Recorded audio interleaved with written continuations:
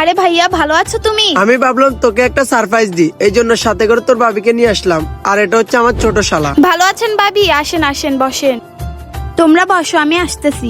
এই নাও ভাবি, এই নাও ভাই। ভাইয়া তুমি তো লেবু শরবত পছন্দ করো, তাই লেবু শরবত আনছি। তাহলে তুই এখনো বলিস না আমি যে লেবু শরবত পছন্দ করি। আচ্ছা তোর জামাই কোথায়? উনি তো গত মাসে বিদেশ চলে গেছে। দুলা ভাই আমাকে একটু লেবু শরবত দাও না। আরে আমি তো মুখ দিয়ে ফেলছি। না না, খেতে হবে না। এরকম করতেছেন কেন? একটু দেন না। আরে কি মুশকিল রে বাবা, দেখছো তো কি হয়েছে। বোন তাহলে আজকে আমরা যাই, আমার একটা মিটিং আছে। মন খারাপ করো না, অন্য আরেকদিন আসবো। ভাই ওইটা লেবু শরবত ছিল না, পানি ছিল। লেবু ছিল না তাই তোমাকে পানি দিয়েছি। আরে পাগলি, আমি জানি ওটা লেবু শরবত ছিল না, পানি ছিল।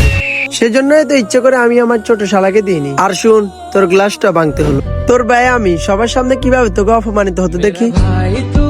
ভাইকে ভালোবাসলে কমেন্টে লিখুন আই লাভ ব্রাদার।